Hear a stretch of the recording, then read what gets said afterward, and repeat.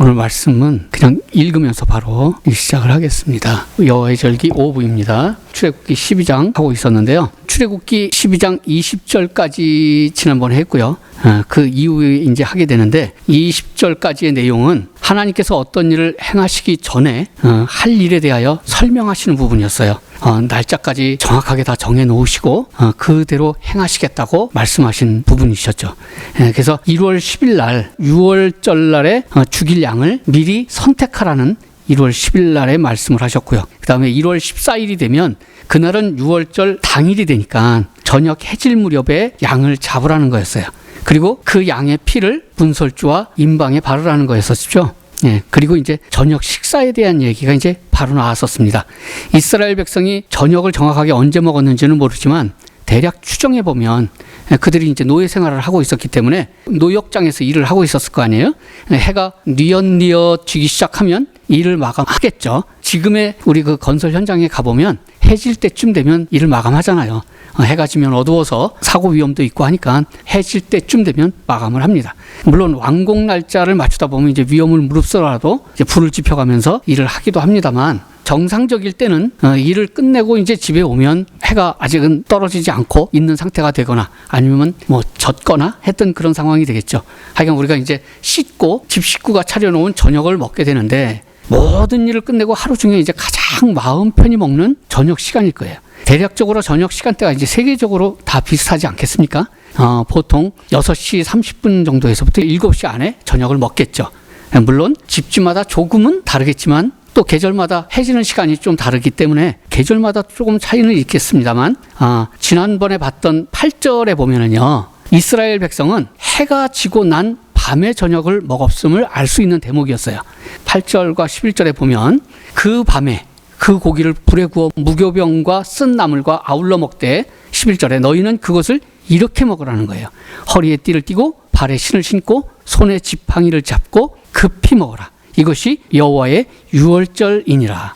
하여간 그 유월절 저녁에는 평상시와는 다르게 편안히 먹지 못하죠. 옷을 다 입고 신까지 신은 채로 급하게 먹으라고 하셨으니까요. 왜 그러셨을까요? 그 밤에 저녁 식사하자마자 애굽을 떠날 계획이셨기 때문이 아닐까요? 여유롭게 저녁을 즐기면서 먹을 여유가 없도록 하나님께서 계획하셨다는 얘기죠. 그리고 그날 저녁은 먹는 15일인 무교절부터 21일까지는 누룩 넣은 빵을 먹지 말라는 거였습니다. 7일 동안에 누룩 넣은 유교물을 먹는 자는 타국인이든지 본국에서 난 자든지 하여간 이스라엘 회중에서 다 끊어진다는 거예요. 여기까지가 이제 20절까지의 대략적인 내용이었어요. 그런데 21절부터는 드디어 1월 14일 당일날이 됐습니다. 6월절 당일날이. 한번 보겠습니다. 21절. 모세가 이스라엘 모든 장로들을 불러서 그들에게 이르되 너희는 나가서 너희의 가족대로 어린 양을 택하여 6월절 양으로 잡고 우슬초 묶음을 가져다가 그릇에 담은 피를 적셔서 그 피를 문 임방과 좌우 설주에 뿌리고 아침까지 한 사람도 자기 집 문 밖으로 나가지 말라. 이렇게요. 우슬초에다가 묻혀서 이제 문 임방과 문설주에 바르게 되죠. 우슬초는 율법에서 보면 그냥 사람이나 물건이나 성결케 하기 위해서 피 뿌리는 작업을 할 때 사용됐던 도구예요. 왜 우슬초여야만 하는지는 이제 뭐 저도 잘 모릅니다. 깊이 생각해 보질 않아서요. 출애굽기 12장 23절에 보면은요, 이후에 또 보겠습니다. 여호와께서 애굽 사람들에게 재앙을 내리려고 지나가실 때에, 그쵸, 누가요? 여호와께서 문 임방 좌우 문설주의 피를 보시면 여호와께서 그 문을 넘으시고 멸하는 자에게 너희 집에 들어가서 너희를 치지 못하게 하실 것임이니라.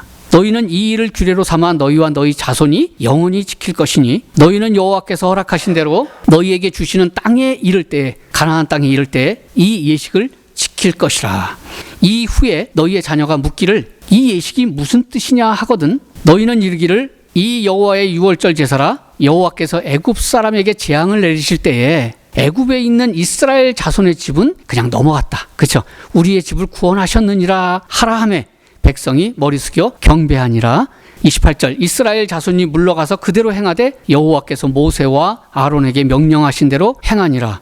밤중에 여호와께서, 같은 밤중이에요, 애굽 땅에서 모든 처음 난 것, 곧 왕위에 앉은 바로의 장자로부터, 그러니까 바로의 큰아들부터 옥에 갇혀 있는 사람의 장자까지와 가축의 처음 난 것을 다 치심에, 또 그 밤에 바로와 그 모든 신하와 모든 애굽 사람이 일어나고 애굽에 큰 부르짖음이 있었으니 이는 그 나라에 죽임을 당하지 아니한 집이 하나도 없었음이었더라. 밤에 바로가 모세와 아론을 불러서 이르되 너희와 이스라엘 자손은 일어나 내 백성 가운데에서 떠나 너희 말대로 가서 여호와를 섬기며.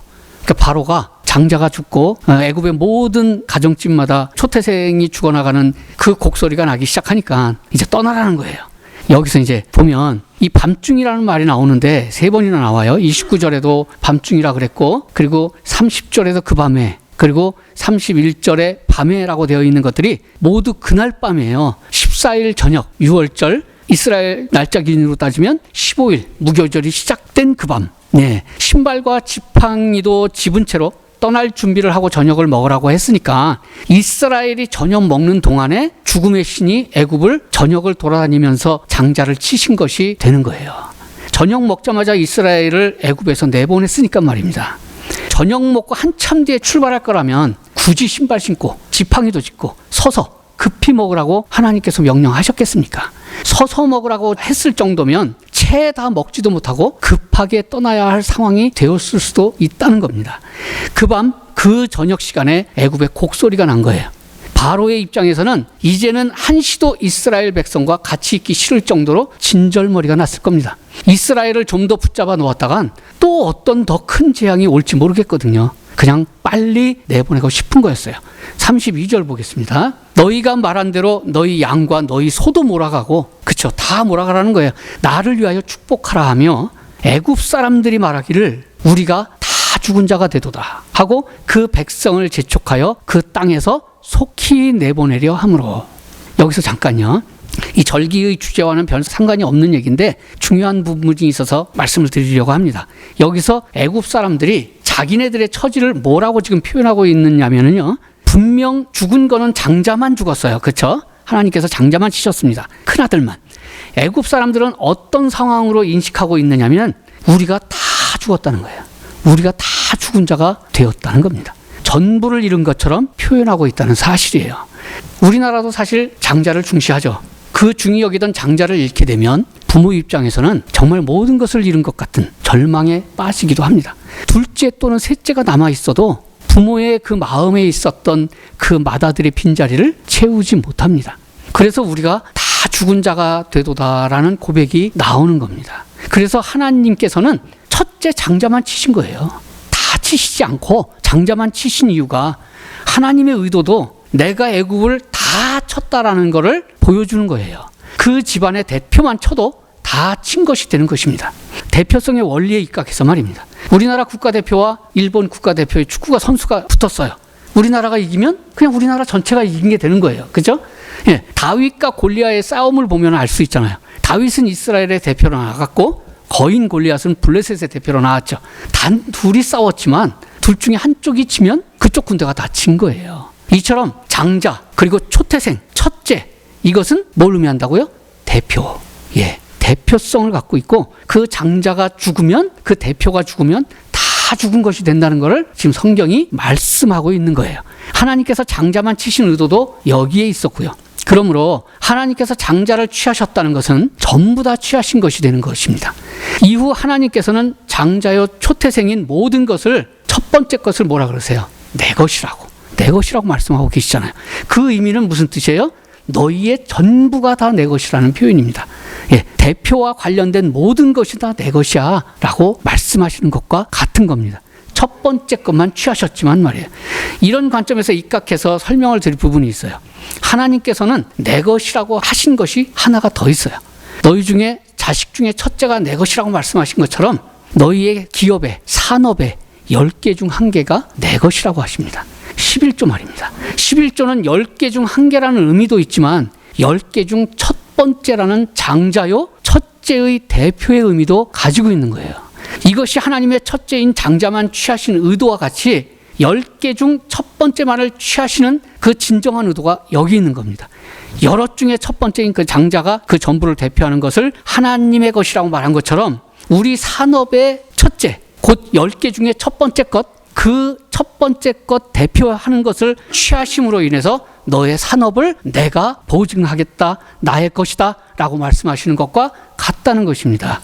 그러므로 11조는 10분의 1을 드리는 의미가 아니라 나의 산업의 첫 번째인 장자를 드리는 엄청난 의미를 갖는 것입니다.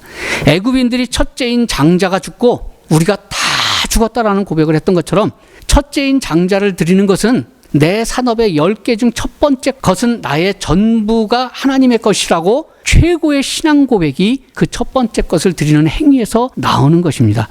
이것은 마찬가지로 하나님의 입장에서도 10개 중 첫 번째 하나만 받으셨지만 우리의 전부를 받으신 것이 된다는 거예요.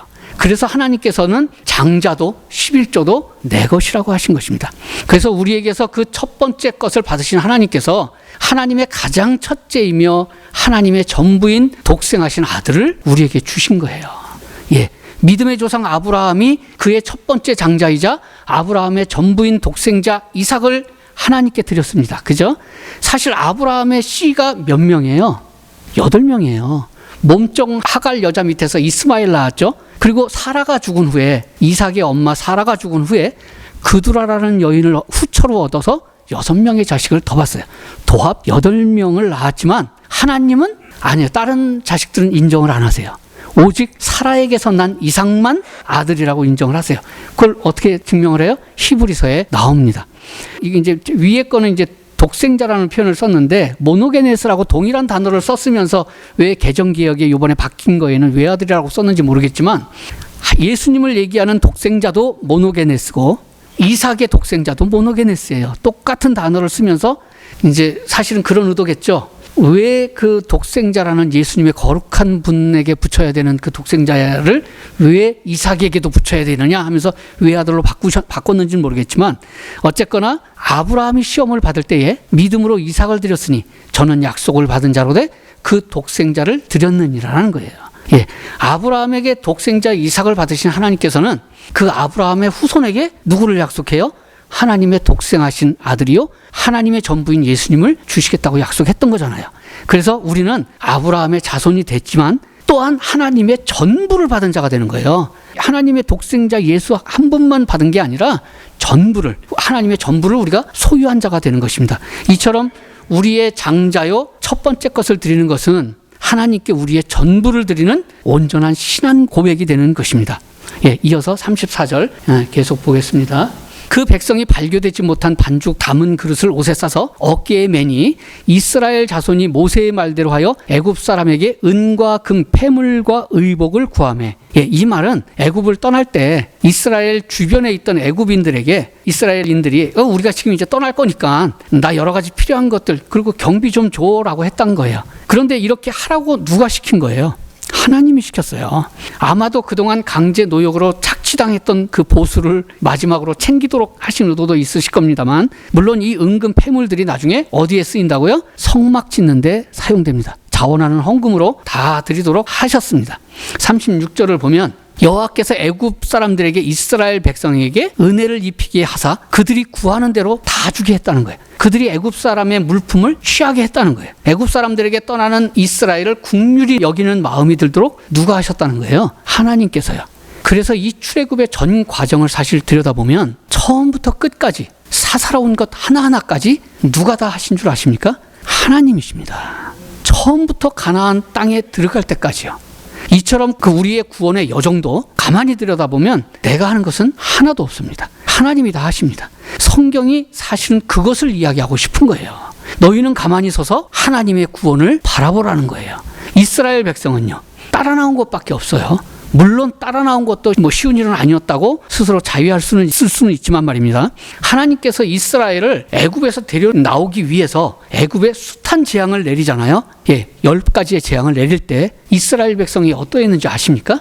모세 보고 우리를 좀 가만 좀 냅두라는 거예요. 당신이 우리를 애굽에서 데리고 나가겠다고 할 때마다 바로가 우리를 더 괴롭게 한다고 우리를 좀 그냥 냅두라고 했던 자들이에요. 그래요. 사실 우리가 다 그런 자거든요. 저는 모태신앙인데 이런 경우가 없을 거라고 생각하지만 생각해보면 어렸을 때는 부모님을 따라서 교회 참 열심히 잘 다녔습니다. 머리 크고는 세상의 즐거움을 맛보느라고 교회 나갈 시간이 없으니 그냥 저를 좀 냅두세요. 예, 그랬던 자입니다. 그것이 알고 보면 영적인 마귀가 나를 붙잡고 놔주지 않는 거였죠. 바로가 이스라엘을 놔주지 않았던 것처럼 말입니다. 제가 정말 예수님을 나의 주님으로 영접한 것은 30살쯤 되어서입니다. 모태신앙임에도 불구하고 하나님이 이렇게 정해놓으신 구원의 여정, 그 순서는 반드시 거쳐가야 한다는 거예요. 하나님께서 애굽의 10번째 장자의 죽음의 재앙을 내리신 후에 비로소 바로가 나가라고 하니까 이스라엘 백성이 진짜 이러지도 저러지도 못하고 마지못해 따라 나온 겁니다. 아니 이거 가다가 죽는 거 아니야? 또 애굽의 노예 생활을 430년을 해왔으니 자력으로 뭘 해본 적이 없던 자들이에요. 그런 것에 대한 염려도 있었고 또 밖으로 나갔다가 다른 외지 사람들을 만나면 어떡하지? 라는 겁도 났을 것이고요. 모세를 따라가지 않고 애굽에 남아있자니 바로가 지금 맏아들이 죽어서 열받을 대로 받아있잖아요. 가만두지 않을 것 같고 정말 마지못해 얼떨결에 따라 나온 거예요. 이스라엘을 데리고 나온 모세도 사실 자기가 끌고 나오고 싶지 않았는데 얼떨결에 모세마저도 그랬다는 사실입니다. 그러니 홍해바다 앞에서도 우리를 왜 여기까지 데리고 나왔냐고, 왜 여기서 우리를 죽게 만드냐고 원망하지 않습니까? 또 신광야에 도착해서도 우리를 굶겨 죽이려고 데리고 나왔느냐고 원망해요. 또 가나안 땅을 정탐한 후에 장대한 그 가나안인들을 보고서는 우리를 저들에게 죽게 만들려고 데리고 나왔느냐고 원망합니다. 원망이 끊이질 않아요. 원망이 줄을 이었던 이유가 난 나오기 싫었는데 안 따라 나올 수밖에 없었던 거였는데 그러니까 원망이 계속됐던 거예요. 볼까요? 출애굽기 14장 11절. 그들이 모세에게 이르되 애굽에 매장지가 없어서, 우리를 묻을 장소가 없어서 당신이 우리를 이끌어내어 이 광야에서 죽게 하느냐? 어찌하여 당신이 우리를 애굽에서 이끌어내어 우리를 이같이 하느냐? 우리가 애굽에서 당신에게 이른 말이 있지 않느냐? 이르기를 우리가 내버려 두라. 우리는 애굽 사람들을 섬길 것이라 하지 않았더냐? 애굽 사람을 섬기는 것이 광야에서 죽는 것보다 낫겠노라. 이렇게 했던 자들이에요. 우리는 이런 이스라엘 모습을 보면서 뭐라 그랬죠? 참 한심한 놈들. 욕을 했습니다. 그죠? 야, 나는 저러지 않을 텐데. 사실은 하나님께서 이것이 누구라고 얘기하고 있는 거예요? 우리예요, 우리. 우리의 모습이라고 예표로 보여주신 거예요. 출애굽에서. 이런 원망의 모습이 우리의 구원의 여정길에서 계속 되어진다는 사실을 보여주신 거예요. 이 출애굽하는 구원의 여정인 예표에 그래서 버젓이 원망이 들어가 있던 것입니다. 원망 없이 갈 수 없는 길을 보여주시는 거예요. 그런데 그림자 단면만 보면 그 출애굽 때 원망했던 사람들을 하나님께서 다 죽이시고 멸망시키셨으니까 그들은 구원 못 받은 거 아니냐. 예, 그렇기 때문에 절대로 우리는 원망하면 안 된다. 하나님께서 원망하는 거 제일 싫어하신다 하면서 그림자 그대로 보고 해석하고 말씀을 전하고 있는 겁니다. 이렇게 보시면 실체인 하나님의 참 의도를 못 보는 거예요. 아직 원망 안 해보신 분 있으시면 기대하셔도 좋습니다. 원망하시게 되실 것입니다. 물론 정도의 차이는 있겠지만 말입니다. 그 수순이거든요. 구원의 여정길에 있는 수순이에요. 반드시 원망이 왜 필요하냐면요. 알려드릴게요. 실체는 내가 원망하고 이스라엘 백성이 원망해서 죽은 자처럼 내가 죽는 것이 아니고요. 내 안에 있는 그 원망이 터져나오게 만든 나의 옛자, 내 속에 있는 옛자, 그 마음을 죽이는 그 옛자를 죽이는 작업이 나에게서 원망이 터져나오는 작업부터 시작이 되는 겁니다. 그걸 예표로 보여주신 거예요. 나의 원망이 옛 구습을 쫓는 그 옛사람을 죽이는 작업인 거거든요. 이스라엘이 원망할 때마다 원망했던 그들을 개별적인 죽음을 보고 그것으로 교훈 삼으려 하면 그림자로밖에 볼 수가 없어요. 원망했던 그들의 죽음을 원망하는 나의 옛 자를 죽여나가는 것으로 보여지고 느껴지기 시작하신다면 성경을 보는 예표적 관점이 열리기 시작하신 것입니다. 그림자가 아닌 실체를 보기 시작하셨다는 겁니다. 다시 말씀드려서 우리가 하나님을 원망할 때마다 나의 옛 자, 나의 옛 구습이 하나씩 죽어나가고 있다는 사실을 아셔야 하는 거예요. 그것을 죽이고 버리도록 나를 강권적으로 인도해가는 과정임을 이스라엘의 원망을 통해서 보여주고 계시는 것입니다. 하나님을 원망해 보지 않은 사람은 나에게 있는 옛 자, 구습 보기 힘들어요. 나에게 있는 것이 무엇이 하나님 앞에 진정한 걸림돌이 되는지를 알 수가 없는 거예요. 명백히 그림자 출애굽 예표를 통해서 보여주고 계시잖아요. 그래서 예표적 관점에서 보기 위해서는 이스라엘 백성을 제가 전에 그랬죠. 거대한 민족으로 보면 안 된다고요. 나 한 사람으로 봐야 된다고요. 나 한 사람을 빗대어 조명하려고 하여 보려 할 때 비로소 예표적 해석이 가능하다고요. 출애굽 과정에서 이스라엘에게 발생했던 모든 상황들이, 그리고 그 출애굽의 여정들이 지금의 나에게도 동일하게 적용되는 구원의 여정인 것입니다. 영적 이스라엘인 우리가 가야 하는 정해진 길이라는 사실을 아시게 되실 것입니다. 그리고 이 출애굽은 사실 이스라엘이라는 특정 민족 이야기가 아니잖아요. 아니에요. 실체 영적 이스라엘인 우리 얘기예요. 우리 성도들의 구원 얘기잖아요. 성도인 우리의 구원이 실체고, 출애굽은 그 구원의 여정의 과정을 보여주는 그림자인 거잖아요. 물론 실역사지만, 팩트이지만 말입니다. 수많은 신학자들이 이미 출애굽은 우리의 구원의 여정을 보여주는 것이라고 밝히고 있잖아요. 우리의 이야기로 보려 하지 않고 이스라엘이라는 민족의 역사 이야기로만 보려 하면 출애굽은 나하고 상관없는 이야기에 불과한 거예요. 출애굽의 이야기가 우리의 이야기가 되기 위해서, 또 예수님의 이야기가 되기 위해서 그 구도를 하나님께서, 그 과정을 동일하게 맞춰 놓으신 거예요. 그래서 예수님께서 십자가에서 죽으시고 3일 만에 살아나심을 출애굽 과정에서 보여주기 위해서, 그림자 모형에 넣으시기 위해서 하나님께서는 어린 양이 죽은 6월절 날로부터 시작해서 3일 후에 홍해바다를 딱 건너게 만드신 겁니다. 홍해바다를 건너 다시 살아나는 예수님의 부활 시점과 동일하게 맞춰 놓으신 것입니다. 이것이 정확히 맞는지 보여드리려고 하는 거고요. 그런데 그 전에 출애굽의 초반 3장 18절에 보면 하나님께서 모세더러 3일에 대한 얘기를 바로에게 언지를 주라고 말씀하십니다. 출애굽기 3장 18절에 그들이 너의 말을 들으리니 너는 그들의 장로들과 함께 애굽 왕에게 이르기를 히브리 사람의 하나님 여호와께서 우리에게 임하셨은즉 우리가 우리 하나님 여호와께 제사를 드리려 하오니 사흘길쯤 광야로 가도록 허락하소서 하라. 예, 사흘, 3일길을 가라, 허락하라고 얘기하라고 하는 거예요. 왜 3일을 말씀하신 것일까요? 예수님의 부활을 맞추시기 위해서요. 또 이스라엘이 3일이면 애굽을 완전히 벗어난다는 거예요. 예, 홍해바다를 건너 완전한 구원에 이르도록 계획하셨기 때문입니다. 이를 실체적인 영적인 해석으로 보면 예수님의 죽으심을 받아들이고, 그렇죠, 6월절 받아들이고 영접한 자들은 3일 안에 하나님께서 마귀로부터 완전하게 벗어나게 하신다라는 영적인 의미로 해석될 수 있는 것입니다. 어떤 이들은 3일을 이스라엘이 애굽에서 가나안 땅까지 가는데 걸리는 시간이라고 이야기하는 분들이 있습니다만, 애굽에서 가나안 땅까지 330km입니다. 제가 사실 그거 보여드리려고 아까 그 구글 어스를 보여드려서 측정해 보려고 했는데 그 작동을 안 해요. 어쩔 수 없이 그냥 말로만 말씀만 드립니다. 330km, 3일에 갈 수 있는 거리가 결코 아닙니다. 아니, 뛰어가도 안 돼요. 뛰어가도. 하나님께서 이스라엘을 가나안으로 바로 인도하지 않고 처음부터 광야로 데리고 갈 계획이셨습니다. 그런데 가나안까지 3일길이라고 의미로 해석한다면 거짓말을 하실 수 없는 하나님께서 거짓을 말씀하신 것과 같은 거예요. 그래서 예표적으로 보지 않으면 해석도 대충이 되는 거예요. 하여간 하나님이 이스라엘을 가나안 땅으로 인도하는 그 출애굽의 역사는 팩트이지만 진실은 뭐예요? 진짜 구원인 천국의 구원을, 천국 구원을 미리 보여주는 그림자일 뿐인 거예요. 이스라엘을 젖과 꿀이 흐르는 가나안 땅을 영원히 주시겠다고 약속하셨잖아요, 구약에. 그죠? 그 약속을 지키셨나요? 그거 역사가 증명해 주고 있잖아요. 가나안 땅에 영원히 주시겠다고 하신 이스라엘에게, 이스라엘이 그 가나안 땅에 들어가서 얼마나 살았나요? 그것도 제가 좀 만들어 봤는데, 출애굽을 한 연대가 BC, 서기전 1446년으로 보기도 하고 어떤 사람들은 1461년으로 보기도 합니다. 대략 그때쯤 어디서 나왔다고요? 애굽에서.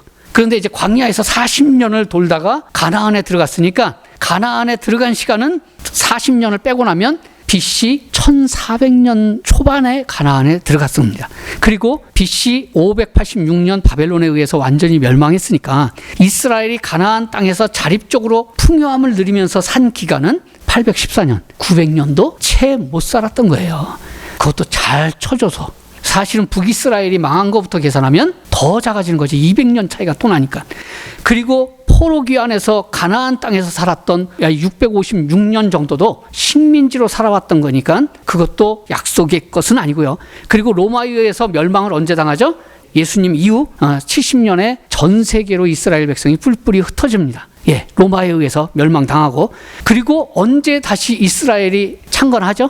지금부터 73년 전, 우리나라 6.25 사변이 일어나기 2년 전인 1948년에 옛 가나안 땅인 팔레스틴을 이스라엘이 무력으로 고토를 다시 점령하겠다고 돌아가겠다고 예루살렘을 탈환하는 싸움을 벌여서 강제로 들어가서 살기 시작한 게 73년대였습니다. 73년째예요. 그것도 지금 허구한 날 주변 국가들과 전쟁하면서요. 그래서 도합 약속의 가나안 땅에 산 기간은 식민지 시대까지 다 합쳐서 그냥 넉넉하게 봐줘도 1500년도 안 돼요. 1500년도. 영원히 주시겠다는 약속이 아니었다는 거 우리가 명백히 알고 있는 거 아닙니까? 그러니 하나님께서 이스라엘에게 가나안 땅을 진짜로 영원히 약속하신 것임이 아님을 알 수 있는 거예요. 이스라엘을 그 가나안 땅으로 인도하시면 뭐예요? 지금 우리의 영적 이스라엘인 우리를 천국으로 인도함을 미리 보여주는, 그래서 영원한 천국을 주시겠다는 걸 미리 보여주는 것을 모형으로 보여주시기 위한 거였다라는 걸 우리는 알잖아요. 최소 그리스도인이라면. 그죠? 가나안의 삶이 아니라 천국에서의 영원한 삶을 약속하신 거 다 알잖아요. 그런데 그 구약의 약속이 지금 이스라엘에게 이루어질 것처럼 얘기하는 사람들이 많은데 잘못 보고 있다는 거 아닙니까? 그죠? 하나님의 의중을 전혀 모르고 있는 거 아닙니까? 그러니까 정확하게 말씀을 드리면요, 실체가 뭔가요? 마귀로부터 벗어났어. 애굽의 바로로부터 벗어나는 게 진짜가 아니고 마귀로부터 벗어나서 천국으로의 구원이 먼저 계획된 거고요. 그 실체의 영적 구원의 틀에 맞춰서 하나님께서 애굽에서 벗어나서 가나안 땅으로 구원하는 그 구원으로 맞춰 놓으신 겁니다. 그렇게 모형인 출애굽을 진행하시기 위해서는 반드시 거쳐야 하는 사건들이 있는데, 그 중에 우리의 거듭남의 세례 예표이면서 또한 예수님의 죽으심과 부활을 보여주는 홍해바다 건너는 사건이 그건 거예요. 출애굽하여 가나안 땅으로 직행하는 일은 결코 있을 수도, 하나님의 구원 계획에도 없던 것이었습니다. 그래서 그 6월절의 예수님의 죽음과 그 예수님의 부활까지의 3일이라는 큰 그림에 맞춰서 출애굽 6월절의 어린 양의 죽음 이후 홍해바다를 통한 거듭남의 그 3일길을 정확히 맞춰 놓으셨어요. 시간까지요. 그 1월 14일 해지기 전에 양을 잡습니다. 그리고 그 밤에 급하게 저녁을 먹자마자 그날 애굽을 떠나요. 물론 이스라엘 백성 날짜로 계산하면 그 다음 날이 되겠죠. 이어서 37절 보겠습니다. 이스라엘 자손이 람셋을 떠나서 숫곳에 이르니 유아 외에 보행하는 장정이 60만 가량이요. 람셋이란 애굽에 있는 정말 땅이 기름진 한 지역의 이름이에요. 맨 처음에 야곱이 70명의 가족들을 데리고 애굽에 처음 와서 정착한 곳이 어디냐면 고센 땅이었습니다. 그것도 좋은 땅이었지만 바로는 내가 좋아하는 요셉 총리가 있는데, 우리 자기네 애굽을 그 가뭄에서 구해낸 총리가 있는데 그 가족들을 내가 어찌 더 좋은 땅에 안 주겠느냐 하면서 머물게 한 장소가 바로 람셋이에요. 47장 11절에 요셉이 바로의 명령대로 그의 아버지와 그의 형들에게 거주할 곳을 주되 애굽의 좋은 땅 람셋을 그들에게 주어 소유로 삼게 하고, 그러던 것이 세월이 지나면서 인구가 불어나자 람셋 근처에 고센 땅이 있었으니까 그 고센 땅에까지 이제 사람들이 번지기 시작해서 거주하기 시작했던 거예요. 오랜 세월이 지나서 요셉도 죽고 야곱도 죽고 그 유명한 총리 요셉을 잘 모르는 애굽 왕이 생겨났다는 거죠. 출애굽기 1장 8절로부터 요셉을 알지 못하는 새 왕이 일어나 애굽을 다스리더니 그가 그 백성에게 이르되 이 백성 이스라엘 자손이 우리보다 많고 강하도다. 자, 우리가 그들에게 대하여 지혜롭게 하자. 두렵건대 그들이 더 많아지면 전쟁이 일어날 때에 우리 대적과 합심하여 우리와 싸울 것 같다. 이 땅에서 그리고 빠져나갈 것 같아. 안 되겠다 하는 거예요. 그래서 11절에 감독들을 그들 위에 세우고 그들에게 무거운 짐을 지워 괴롭게 하여 그들에게 바로를 위하여 국고성 비돔과 람셋을 건축하게 하니라.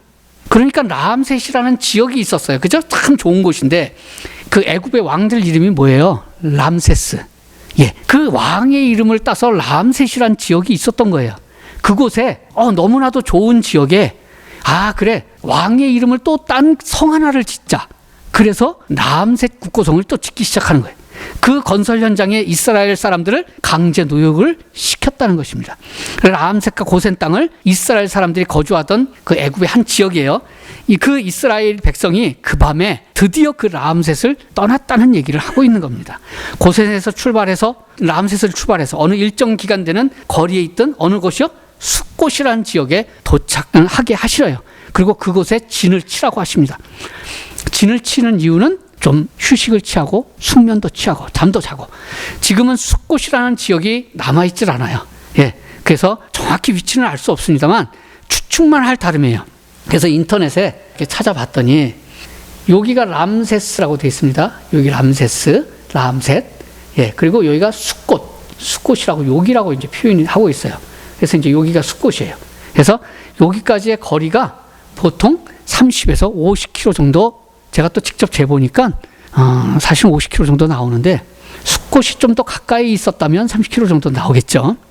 저는 50km 정도 되지는 않다고 보고 있습니다. 왜냐하면 이제 말씀을 들어보시면 아시겠지만, 그리고 이제 이 뒤로 가보면 또 다른, 이거는 이제 어떤 분이 직접 그 진짜 신의 산을 찾아보니 지금까지 시나이 반도에 신의 산이 있는 줄 알았더니 알고 보니까 이분은 이 시나이 반도에 신의 산이 있는 게 아니라 이쪽 사우디아라비아 미디안 땅에 신의 산이 있다라고 얘기하는 분이 또 있어요. 그분 말 들어보면 또 진짜 같아요. 그럴 수도 있죠. 저는 모릅니다. 저희 한 번도 가본 적이 없으니까. 그래서 이분은 에담이나 숫꽃을 여기라고 얘기하고 있지만 또 그 외국의 사이트에서 찾은 것을 보면 숫꽃을 어디라고 얘기하고 있어요? 여기라고 얘기해서 한참 멀리. 요 거리를 제가 재보니까 거의 170km가 돼요. 170km를 쉬지도 않고 한 번에 걸었다? 요건 좀 무리가 있는 겁니다. 네, 그래서 이분도 신의 산은 이쪽에 있다고 보는 겁니다. 그런데 이 대략적인 계산이지만 30km만 하더라도 군인들의 행군 속도, 저도 이제 군대에서 사실 50km까지는 행군을 해봤는데 시속 4km를 걷죠. 4km를 걷는데 밤 12시에 출발하면 그 다음날 아침 12시에, 낮 12시에 도착을 하더라고요. 50km를 걷는데 엄청나게 힘들었습니다. 속도도, 그러니까 그게 이제 4km 속도라 그러더라고요. 50분 걷고 10분 쉬고 50분 걷고 10분 쉬고 이렇게 갔습니다. 그렇게 가더라도 7시간 30분 소요가 돼요. 4km로 가더라도 30km를 가려면 중간중간에 쉬는 것까지 계산하면, 안 쉬고 갔을 때 7시간 30분이니까 쉬는 것까지 계산하면 9시간 걸립니다. 감이 안 오니까 제가 말씀을 드릴게요. 30km면 어디서부터 어디까지냐면 아산역에서부터, 제가 정확하게 찍어보니까 아산역에서부터 평택의 서정리역까지예요. 직선거리. 예, 그 거리를 걸어갔다는 거예요. 밤새고. 밤 8시쯤 출발했다고, 밤 바로 먹자마자 바로 출발했다고 하더라도 시속 4km 걸음걸이 속도로 9시간 후면 새벽 한 5, 6시 정도에 도착했을 거라고 봅니다. 정말 딱 30km만 걸었는지 50km 걸었는지 저는 정확하게 모르겠지만 밤에 출발시켰다 할지라도 잠은 자야 돼요. 잠을 안 자고 계속 걸을 수는 없습니다. 우리가 그 천리행군이라고 특수부대 군인들이 하는 천리행군도 보면 400km를 며칠 걷는다고요? 8박 9일 걷습니다. 8박 9일. 예. 그렇게 되는데, 물론 성경의 표현으로는 뭐라고 되어 있냐면 밤낮으로 걸었다고 되어 있습니다. 잠을 안 자고 계속 걸을 수는 없을 것입니다. 그래서 중간중간 진을 치고 수면을 취하게 했다고 봐야 하는 거예요. 행군해 보신 분들은 아세요. 하루에 얼마큼 걸을 수 있는지. 그리고 아랍 지역의 기후가 사막 기후잖아요. 그러니까 정말 태양이 강렬한 낮에는 걷기조차 사실 불가능합니다. 그래서 하나님께서는 낮에는 구름기둥, 밤에는 불기둥으로 보호하셨다고 쓰고 계시죠. 그러니 주로 한낮에 잠을 재웠을 것이고 밤에 이동을 했을 거라고 보는 겁니다. 중동 지역에서는 결혼식도 밤에 하고 신랑 집으로 이동하는 그 신랑을 기다리는 열처녀의 비유에서 보면 밤에 이동하잖아요. 그런 환경적 요소를 참작해 보면 알 수 있죠. 그리고 출애굽기 38절 보겠습니다. 따라 나오는데 수많은 잡족과 수많은 이방인들과 같이 나왔다는 거예요. 양과 소와 힘이 많은 가축이 그들과 함께 하였으며 그들이 애굽으로부터 가지고 나온 발교되지 못한 반죽으로 무교병을 구웠으니 이는 그들이 애굽에서 쫓겨남으로 급하게 나오므로 지체할 수 없었으므로 제대로 아무 양식도 준비하지 못하였음이었더라. 수많은 종족의 이방인들이 따라 나왔어요. 물론 이방인들도 할례를 받으면 이스라엘로 하나님께서 받아들이라고 하셨어요. 거기에 어린아이와 힘이 많은 가축들이 함께한 탈출이었습니다. 과연 어린아이들까지 데리고 하루에 30km 가능할까요? 엄청난 무리입니다. 어린아이를 함께라면 보통 추정하고 있는 거리가 하루 18km 이동이 최대 거리입니다. 지금처럼 한 가정에 한 아이, 두 아이 정도 가면 들쳐업고라도 가겠는데 70명이 애굽으로 이동해서 430년 만에 200만 명이 됐어요. 그러면 얼마나 애를 많이 낳았다는 게 알잖아요. 그죠? 다 들쳐업을 상황이 안 되죠. 그리고 아무 양식도 준비 못했다고 했습니다. 이제 양식이라곤 끌고 나온 가축들 뿐이에요. 이어서 40절을 보겠습니다. 이스라엘 자손이 애굽에 거주한 지 430년이라 430년이 끝나는 그날에 여호와의 군대가 다 애굽 땅에서 나왔은즉 430년이 끝나는 그날을 정확히 맞추셨다는 거예요. 하나님은 그냥 어쩌다 우연히 대충 적당히 이런 분이 아니십니다. 완벽한 계획하에 한치 오차도 없이 구원하시는 분이세요. 우리의 앞날을 우리가 알지 못합니다. 그러나 오늘 우리 출애굽을 통해서 우리에게 역사하시는 하나님을 알게 된다면 우리의 인생, 우리의 걸음걸음이 하나님의 계획하심대로 가고 있다는 사실을 믿게 되는 거죠. 출애굽이 12장에서 애굽의 라암셋을 떠나 숫곳에 이른 것까지입니다. 12장 전체가. 이곳 이스라엘 날짜 계산법으로는 15일 무교절 시작해서 애굽에서 떠나서 15일 아침쯤에 도착했든지 숫곳에 도착했을 가능성이 큽니다. 그래서 이제 잠을 자겠죠, 숫곳에서. 12장을 나머지가 얼마 안 되니까 얼른 읽고 끝나겠습니다. 42절. 이 밤은 그들을 애굽 땅에서 인도해 내심으로 말미암아 여호와 앞에 지킬 것이니 이는 여호와의 밤이라. 이스라엘 자손이 다 대대로 지킬 것이니라. 여호와께서 모세와 아론에게 이르시되 유월절 규례는 이러하니라. 이방 사람은 먹지 못할 것이나. 무엇을 먹는다는 건가요? 유월절 음식이요. 유월절 음식 뭐죠? 어린 양의 핏부림과 그 죽인 양의 고기, 그리고 무교병, 누룩 넣지 않은 무교병을 먹는 것이 유월절 음식이에요. 그것이 지금은 뭐예요? 어린 양이신 예수님의 살과 피를 먹는 성만찬. 그래서 누룩을 넣지 않은 빵으로 우리가 먹는 겁니다. 성만찬 누가 할 수 있죠? 성도요. 성도란 세례를 받은 교인을 말합니다. 이 세례는 구약의 할례를 예표하고 있다는 것 말씀드렸었죠. 다음 걸 보면 각 사람이 돈으로 산 종을 할례를 받은 후에 먹을 것이며, 종들을, 그죠? 거류인과 타국 품꾼은 먹지 못하리라. 여기서는 거류인과 타국 품꾼 먹지 못한다고 했는데 뒤쪽에 가면 또 바로 먹으면 된다고 되어 있습니다. 한 집에서 먹되 그 고기를 조금도 집 밖으로 내지 말고 뼈도 꺾지 말 것이며 이스라엘 회중이 다 이것을 지킬지니라. 너희와 함께 거류하는 타국인이 여호와의 유월절을 지키고 싶어 하거든 그 모든 남자는 뭐라 그래? 할례를 받은 후에야 가까이 하여 지킬지니. 먹게 하라는 거예요. 유월절 음식을, 성만찬을. 곧 그들은 본토인과 같이 될 것이나 이스라엘인이 될 것이라는 거예요. 할례 받지 못한 자는 먹지 못할 것이니라. 할례를 받은 후에는 이스라엘로 편입된다는 것입니다. 마찬가지로 지금 교회에서 세례를 받은 후에야 성만찬에 참여할 수 있고 정식 교인이 되는 것처럼 하나님의 자녀가 되는 것입니다. 지금의 세례를 예표적으로 보여주는 것이 할례지만 이 시대의 세례와 같은 형태로 보여주는 것이 또 하나가 있었어요. 그 구약 시대에 홍해바다죠. 왜 예표를 두 가지를 다 보여주셨는지 동시에, 그거에 대해서는 다음에 말씀드리기로 하고요. 12장 49절 이제 3절 남았습니다. 본토인에게 너희 중에 거류하는 이방인에게 이 법이 동일하니라. 그렇죠. 따라 나온 이방인들도 할례만 받으면 동일하게 이스라엘인이 된다는 거예요. 온 이스라엘 자손이 이와 같이 행하되 여호와께서 모세와 아론에게 명령하신 대로 행하였으며 바로 그날에 여호와께서 이스라엘 자손을 그 무리대로 애굽 땅에서 인도하여 내셨더라.